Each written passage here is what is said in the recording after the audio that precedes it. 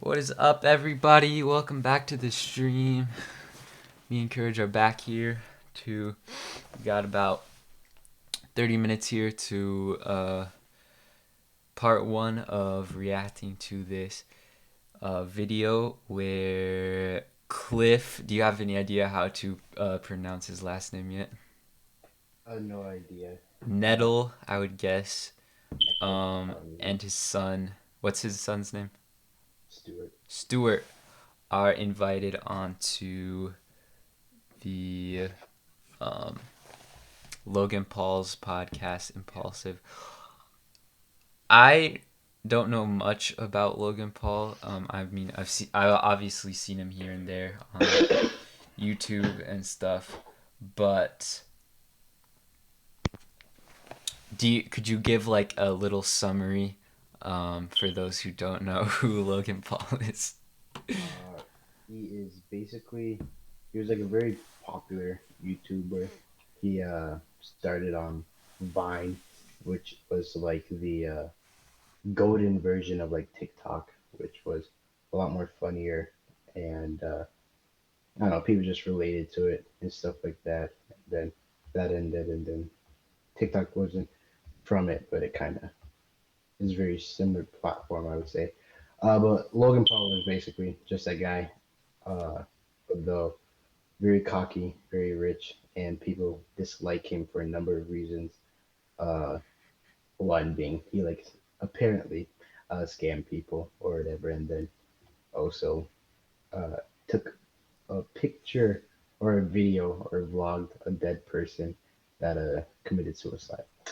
And so people uh, aren't really don't really have the best thoughts about him, but he's still a YouTuber, still very big, and he has a podcast. So All right, let's get started. So the guests on here are um, big Christians, and apparently they proved the existence of God to Logan Paul. So let's get started.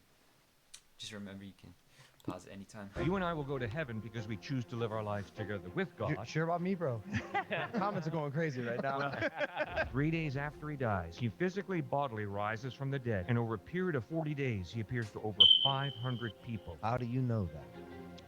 Are you attracted to men? No, Why not? because that's the way I'm hardwired. What if someone is hardwired the exact opposite way, by their God, and then not accepted by their God because God's book says we don't accept you? He's a human being created in the image of God. He has just as much value as I do, but he's messed up. But comparing yourself to him is like comparing apples to a I understand you're an expectant father. Little baby Yeah. coming into the world. little baby Your girl. mom was bragging to me about it. Little baby girl. Sounds good. Let's say somebody that little baby. God damn it, Cliff!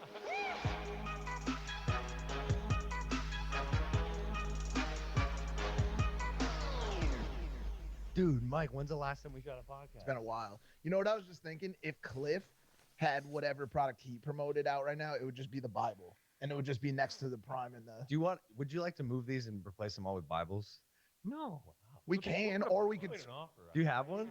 I didn't bring my Bible. What do you have though? You came with a bunch of These are my papers. notes. What do you mean? What do you mean? Those go everywhere. These go everywhere with me. Back pocket. Hold on a second. That's like you have pages of notes. You better believe it.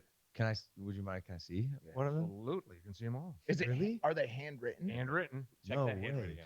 When you see something, to a T. when you Yo, see yo, something yo, handwritten, does it make you feel like you're reading something that's more official and like legit, or You not? spent time doing Yeah. this. This needs to be turned into a font. Really? Oh yeah, a Cliff font. Can I show what your handwriting looks like? Sure. It's wonderful. Comic Sans. Whoa, No more whoa, wing- whoa, whoa, whoa! That's a good font. No, it's not that. It's just that probably with the F word on this particular podcast. Should I not be swearing? Whatever you feel, man. Do you two swear? I better not. Yeah. Right. I'm gonna do my best not to today. Would you? Are these the Cliff Notes? I know I used. I know I used the joke pre-show. Oh, They gave me a man. courtesy laugh. This is your next project, Courage. You should make a bunch of your own Cliff Notes. Though yeah, you would probably prefer to go digital version, maybe not quite so. acapella would also work wonders. I think. No notes. Uh, no, it's funny. This reminds me of Frank Turk, the apologist.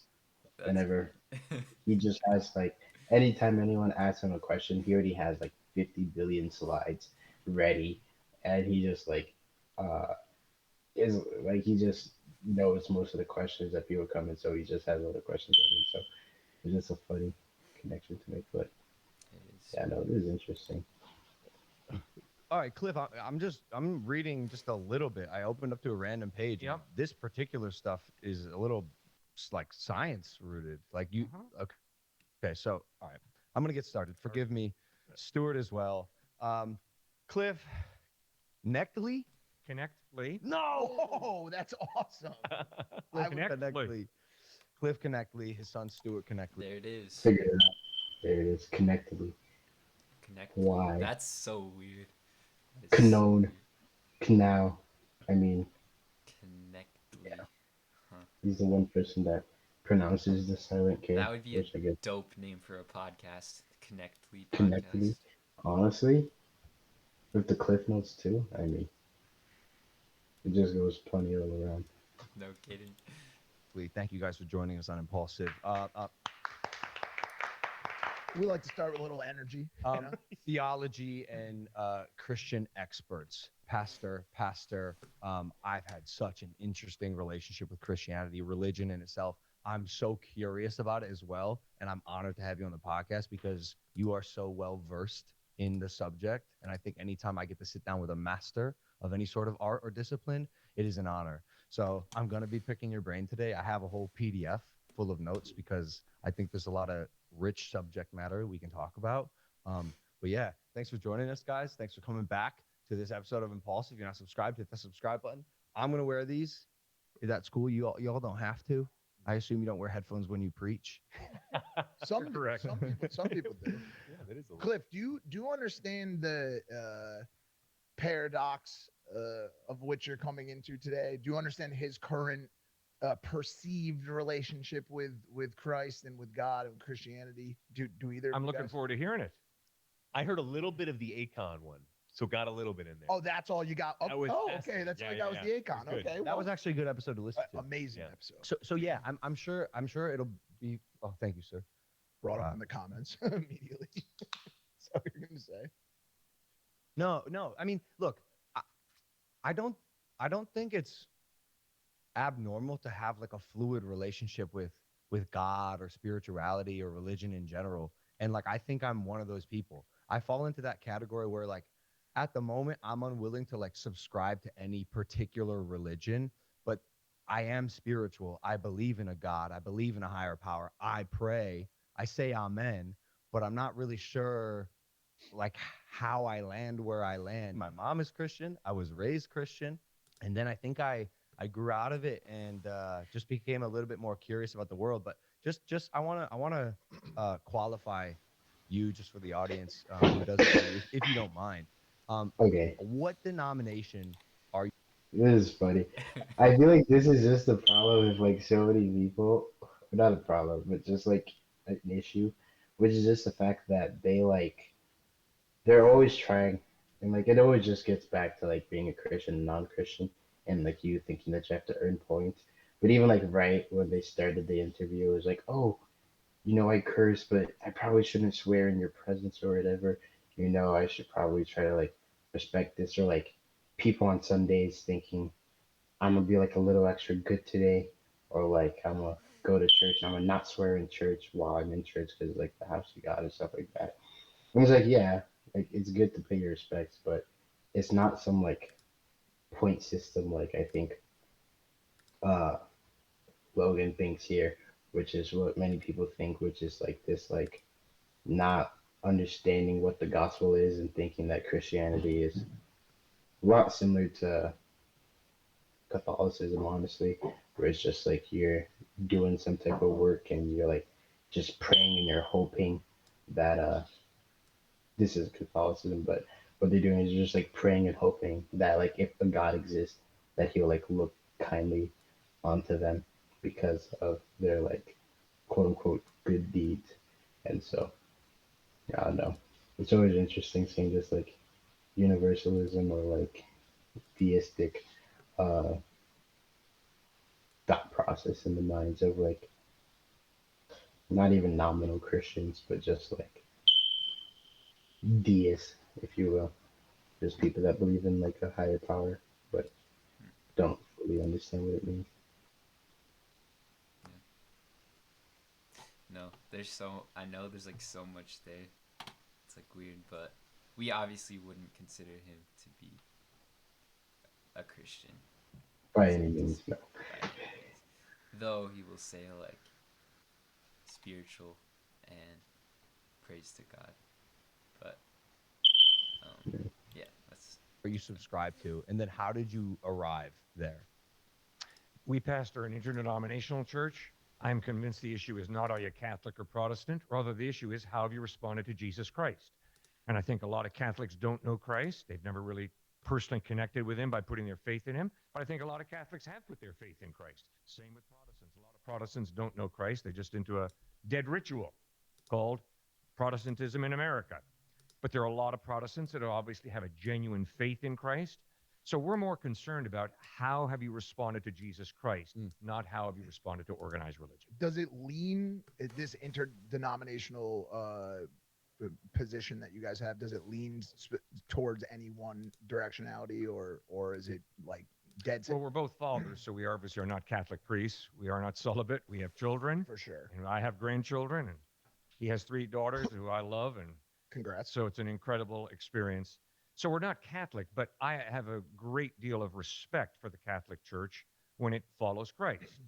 Similar to America. America is great when America follows Christ. America gets real ugly real fast when it does not follow Christ. Same with the church. When the church follows Jesus Christ, it's a beautiful thing.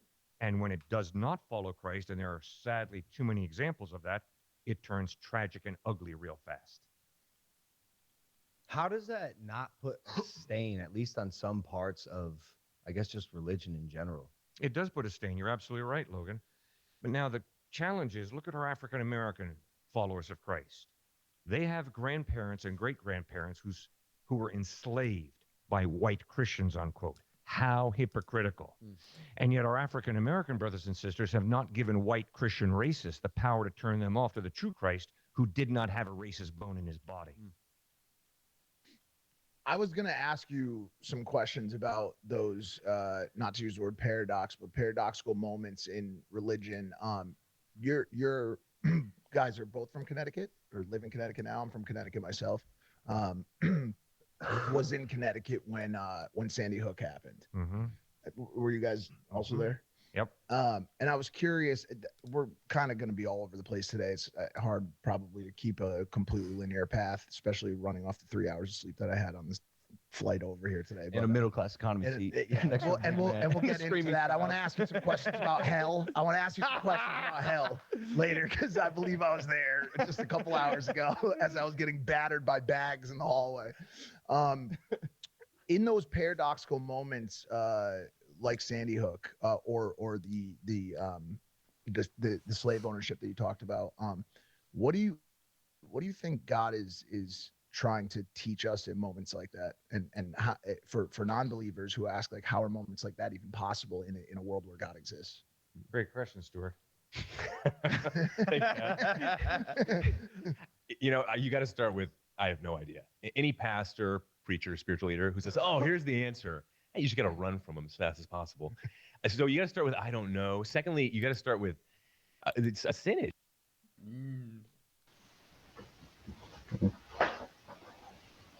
I like that.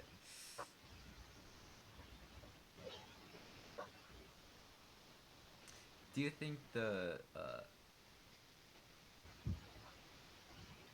way that, like, coming from, what's the guy's, do you know the guy's name besides Logan, or who's by Logan? Well, the guy he's with, I don't even remember his name. I just know he's like a close friend of his or whatever. I think an interesting perspective, just growing up how I have and hearing what I have, like coming from their perspective, they obviously think like, or Logan thinks that he's a Christian or like has a relationship with God or some kind of form of something like that, and then what it would feel like to have these to what we would consider great men of God and believe that they are great men of God come on to your podcast. And like, do you think they feel uh, a word could be threatened? I don't think that's a good word, but or intimidated or like any feelings of that at all, and just any of the comments they make, like any fear of God through the truth of these pastors.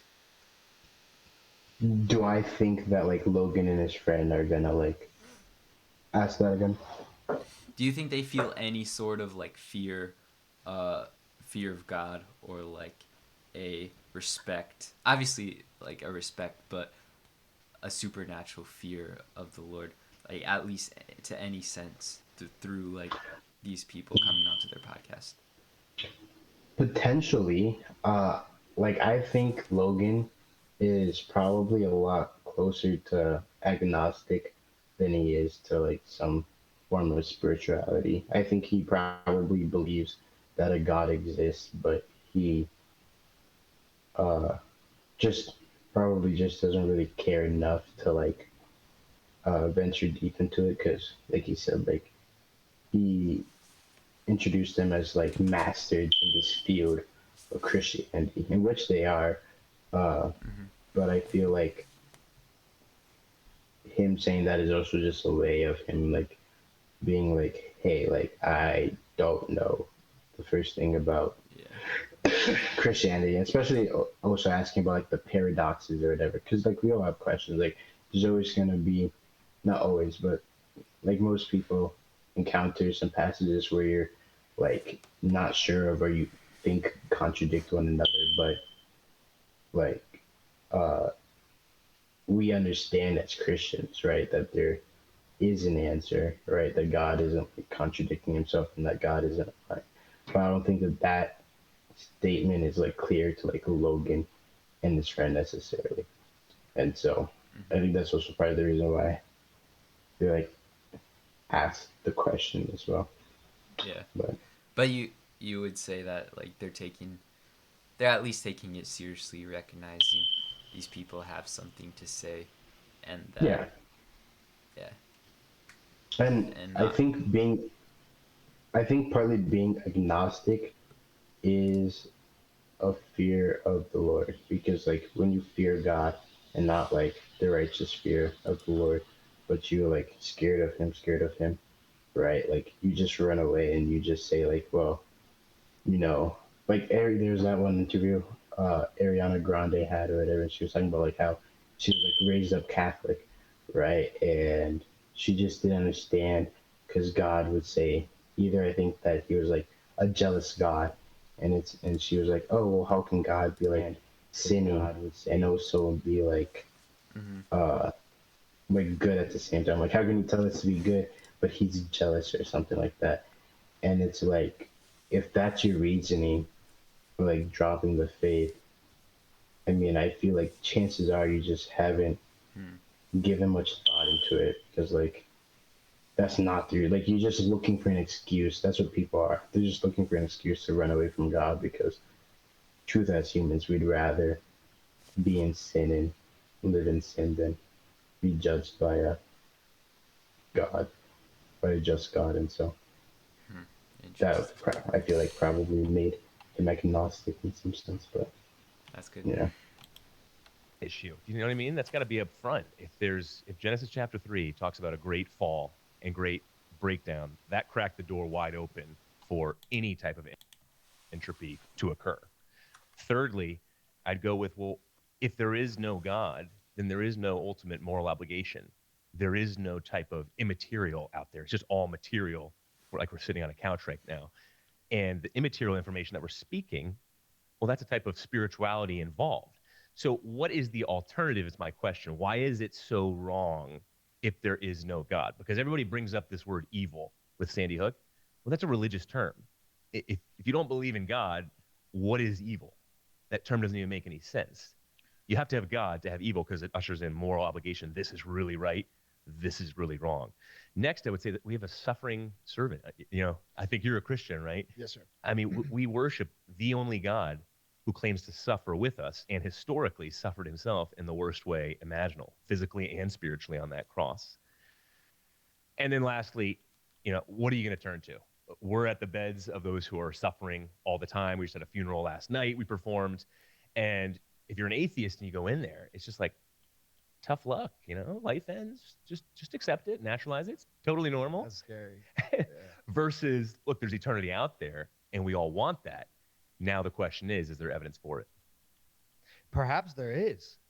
Have you been ever challenged, because I know you guys go on college campuses a lot, and just open invite to just talk about the Bible. Have you ever been challenged with some sort of scientific explanation about what happens after you die? I have a theory, but I'd like that answer. I'm big on NDEs. I think you're a little slower on near-death experiences. What are NDEs? Is it something you sign so that you can't talk about your experience? Yeah, basically. NDAs. So the near-death experience is you basically pass into unconsciousness. You're flatlined. Yep. But Duke has done this comprehensive study, which is crazy. Like, again, I thought NDEs were just ridiculous early on. But now there's like 300 peer-reviewed articles where someone has left their body, Yep. they've flatlined, Yep. and they've actually gone down the hall and read a medical chart.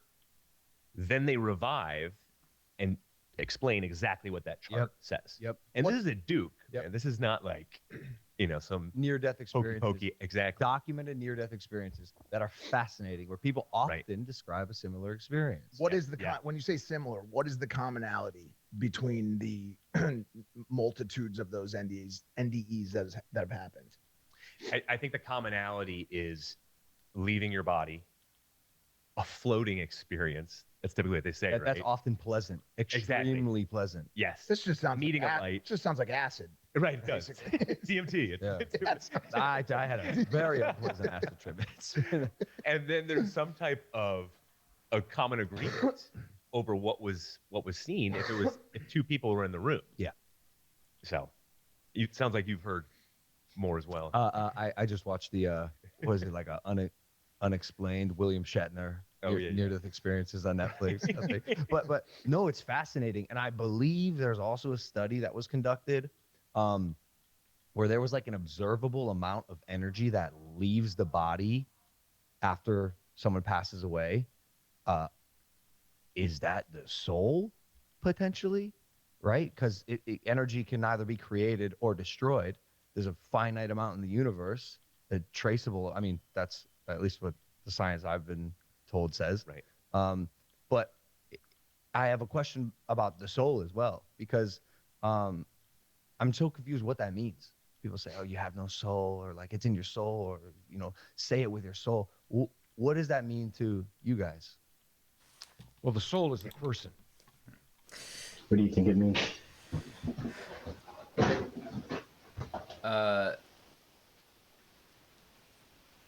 What specifically was the question?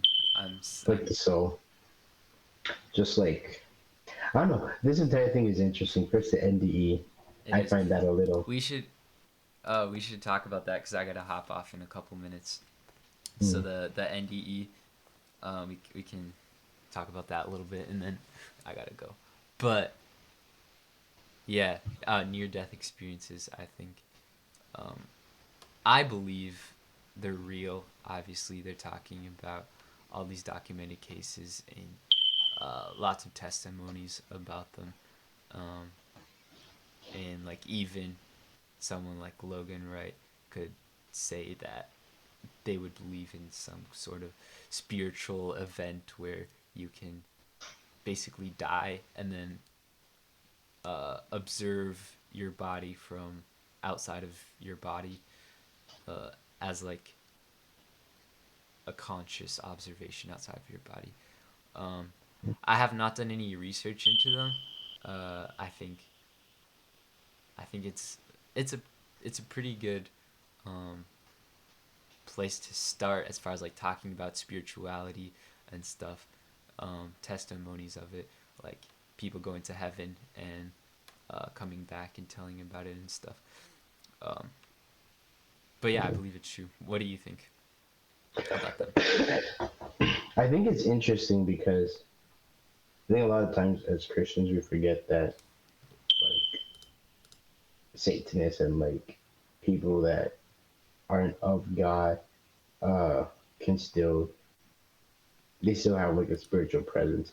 And so like a lot of Christians have come out having NDEs for they like go to heaven or go to hell or God shows them this thing or a vision or whatever. But I think like in this case with Duke and the 300 people, like I don't even think that the 300 were like necessarily Christian. I don't Yeah. think that's even what like it's just like random people and these people are having like near death experiences where Mm-hmm. their body or their soul leaves their body and they go and see something down a hallway or whatever. Uh, and I find it interesting because I don't think, I don't know what to make of it. I think God can use it as a testimony in someone's life to just like, hey, like, Mm-hmm. understand, like, these things are real. Like, there's more to life than just atoms or whatever, right? But I also feel like it can be like a rather spiritual thing that's not so Christian and Yeah. a way of like I conjuring. think that ties a lot into what he was talking about, like the energy and stuff about um, just the word energy is quite an interesting word, especially used in like new age terms and stuff. Um, just with all these theories and stuff tossing around about everything is energy and like every living thing has like this energy about it, and whenever it dies it like passes on into the next life, and then it like goes into another animal, and all this just uh, weird kind of theories and concepts. Obviously, there's energy in the world. We can feel it, touch it, heat as um, objects fall to the ground, that kind of energy. But as far as like, I assume he's dressing a more kind of spiritual energy. Logan is in this sense, and I don't know. It I would be skeptical of that coming into like if someone dies, like how much energy is leaving them. Like what does that exactly mean in what he's talking about? Yeah, Hmm, is interesting. this because if it's like a sensible amount of energy, then the soul in a sense would be physical. Because like Like a material, yeah, a little bit. yeah, Because if something is spiritual, you can't sense it in the natural. yeah. Obviously, like God comes down and becomes atoms, uh, angels can come. So like there's a crossing line, but how much of that is crossing, and is every human soul like a part of the physical nature? Like, and it's all I stuff that we can't answer for sure, right? The Bible doesn't talk about this stuff because in the end it doesn't matter.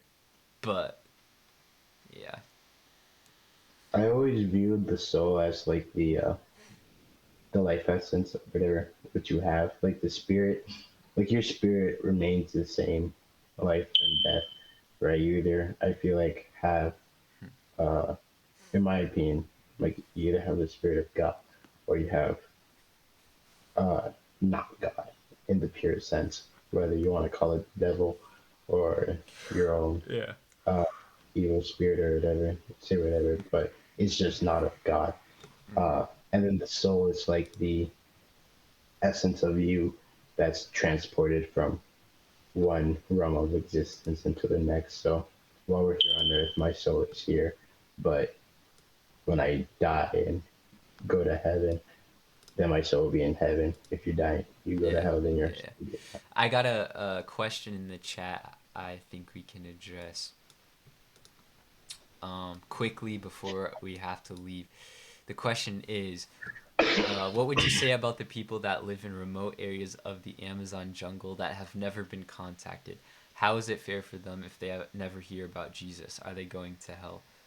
And I think in this interview with Logan Paul, they'll probably address this question, exact question. But do you want to just give a short uh, answer, like 2-minute answer on that? Yeah. My brain immediately goes to Romans 1 and 2. In Romans 1, uh, Paul is talking to the Church of Rome, and towards the end of it, he talks about like reprobate minds. He talks about homosexuality, but he also talks about the fact that God, uh, basically, he's like injected us with like the ability to know about Him through the universe and like through creation, so that man is without excuse. And so I think that's one part of it. I also think, but there's also in like Romans 2, which also seems kind of confusing when you relate the two of them together, which is that Paul also then says that if man does, like, without knowing the law, abides by the law placed into his heart, basically like his conscience or whatever, then he is justified by the law. And so, like, even if you don't have the law, God, or whatever, you don't know it tangibly, right? If you abide by the law that's in your heart, then you'll also be like justified in that sense or whatever. And so, like, you could take either or. It could have the little like tidbits or whatever that's like, oh, this is right, this is wrong, or whatever. But I feel like the bottom line all around is the fact that we understand that God is just, right? Like, I'm not going to sit here and act like I know for certain which is the way and how God is going to judge. But one thing that I am certain about is that God is just. And so whatever method he uses is going to be justified, right? Like the Bible says that God wishes that no man may perish, that like all come to know him and be saved, right? Like he created us for a reason. The Bible talks about him being just, right? So we just take all these things and we understand that even if I don't know how the people in Amazon are going to be judged, I understand that they're going to be just barely, because that is what God has promised. Whether it's the thing in Romans 1 where they ought to already know, whether it's the thing in Romans 2 where even if they don't know and they like figure it out by living by what their conscience tells them or whatever, Mhm.